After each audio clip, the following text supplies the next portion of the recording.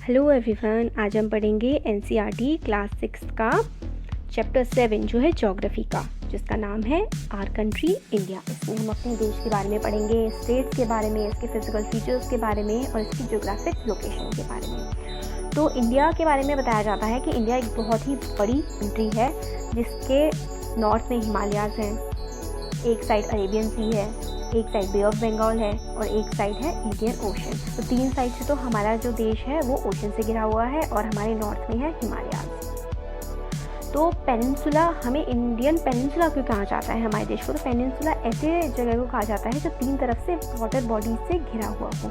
India का जो area है वो है 3.28 मिलियन स्क्वायर किलोमीटर। जो कश्मीर से लेकर कन्याकुमारी तक है वो है 3200 किलोमीटर और ईस्ट से वेस्ट अरुणाचल प्रदेश से कच्छ को जो एरिया जो है वो है 2900 किलोमीटर। और हमारे देश में बहुत लोफ्टी माउंटेन्स हैं, बहुत ही बड़ी बड़ी, जैसे कि कंचनजंगा जैसी माउंटेन्स हैं, ग्रेट इंडियन डेजर्ट, हमारा जो डेजर्ट है राजस्थान में, नॉर्दर्न प्लेन्स है हमारे, और प्लेट्यूज़ हैं जैसे कि डेक्कन प्लेट्यू, और भी बहुत सारी मतलब अलग अलग टाइप का क्लाइमेट है, वेजिटेशन है, अलग अलग तरह के कल्चर हैं हमारे देश में, लैंग्वेजेस हैं।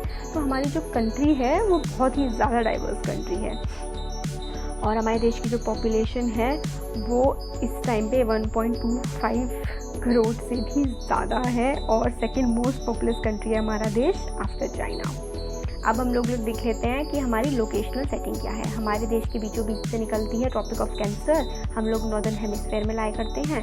और हमारे जो लैटिट्यूड्स हैं वो हैं, अगर हम साउथ टू नॉर्थ की बात करें तो 8 डिग्री 4 नॉर्थ से 37 डिग्री 6 नॉर्थ लैटिट्यूड। और हम लॉन्गिट्यूड की बात करें तो 68 डिग्री 7 ईस्ट से 97 डिग्री 25 ईस्ट के लॉन्गिट्यूड हैं।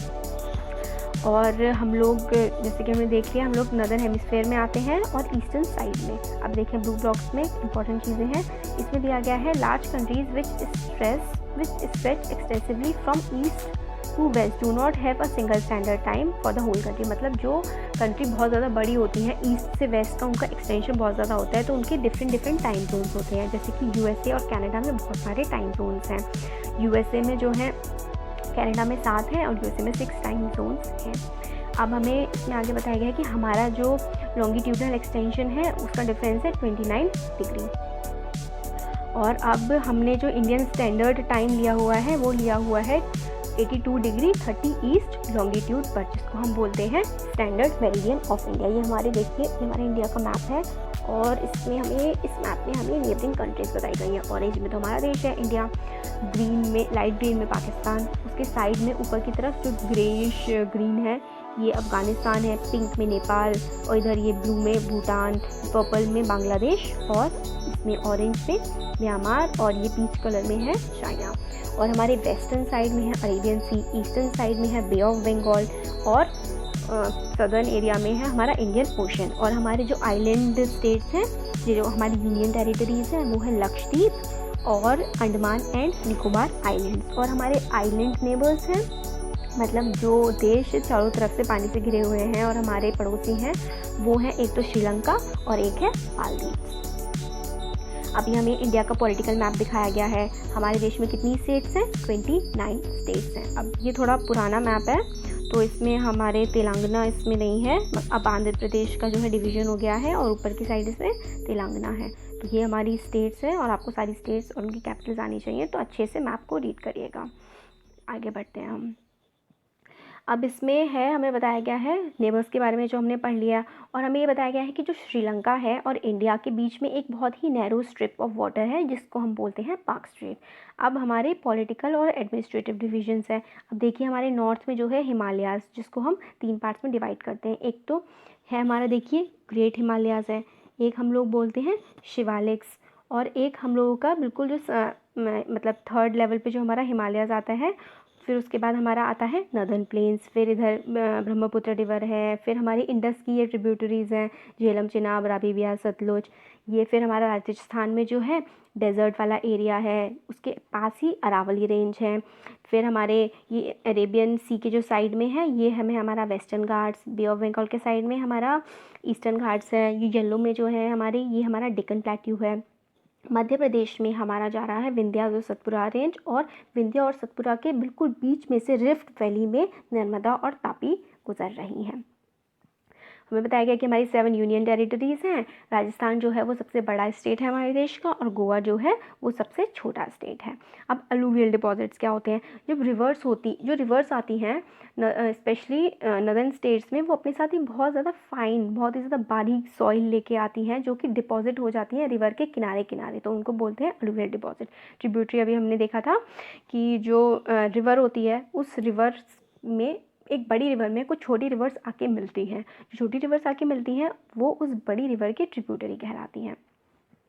अब आगे हैं फिजिकल डिविजन्स। अब फिजिकल डिविजन्स में हम लोग कैसे देख सकते हैं? सबसे पहले नॉर्थ से स्टार्ट करते हैं। वैसे अगर हम लोग वैसे देखें कि कितने डिविजन्स हैं, तो हमारे में माउंटेन्स आते हैं, plateaus, plains, coast, islands. North से स्टार्ट करें तो हमारे लोफ्टी स्नोई हिमालयाज़ हैं। एक हिमालयाज़ में है हमारे ग्रेट हिमालयाज़, जिसे हम हिमाद्री भी कहते हैं, जो कि वर्ल्ड्स हाईएस्ट पीक है। फिर हमारे आते हैं मिडिल हिमालयाज़, जिसे हम हिमाचल कहते हैं, और फिर हमारे लोअर हिमालयाज़ आते हैं 3rd नंबर पे, जिनको हम कहते हैं शिवालिक, जो कि सदर्न मोस्ट है। तो ग्रेट हिमालयाज़, मिडिल हिमालयाज़ और शिवालिक, और या फिर हिमाद्री, हिमाचल और शिवालिक। नॉर्दर्न प्लेन्स फ्लैट होते हैं, जिनका मीन एलिवेशन 200 मीटर से ज़्यादा नहीं होता है सी लेवल के, तो उसमें हमारे गंगा ब्रह्मपुत्र प्लेन्स आते हैं, और गंगा ब्रह्मपुत्र रिवर्स आती हैं, इंडस की रिवर आती है, और उनकी जो वेरियस ट्रिब्यूटरीज़ हैं वो भी आती हैं। ये वाला जो रीजन होता है वो बहुत ज़्यादा फर्टाइल होता है, यहाँ पे बहुत सारी फसलें उगाई जा सकती हैं। ब्लू बॉक्स देख लेते हैं हम, इसमें क्या लिखा हुआ है? गंगा और ब्रह्मपुत्र दुनिया का सबसे बड़ा डेल्टा बनाते हैं, और इस डेल्टा का नाम है सुंदरबन डेल्टा। इस डेल्टा की जो शेप है वो ट्रायंगुलर है, और इसका जो माउथ है वो बहुत ही बड़ा है। अब हम लोग आते हैं वेस्टर्न घाट्स पे। वेस्टर्न पार्ट में हमारे क्या है? पहले वेस्टर्न घाट से पहले हम लोग आते हैं वेस्टर्न पार्ट में, हमारे डेजर्ट है, और जहाँ पे जो डेजर्ट होता है उसमें बहुत ही ज़्यादातर बहुत कम बारिश होती है, और वेजिटेशन भी कम होती है, और सैंड ज़्यादा होती है। फिर पेनिनसुलर इंडिया, मतलब जो हमारा सदर्न इंडिया है। पेनिनसुला का मतलब हमने क्या पढ़ा था? जिसके 3 साइड में वाटर होता है उसको हम बोलते हैं पेनिनसुला। ये हमारा जो है ट्रायंगुलर शेप में है, और इसमें बहुत सारी हिल्स हैं। अरावली से स्टार्ट होकर विंध्याज, सतपुराज है, जिसमें रिवर्स नर्मदा और तापी बहती हैं।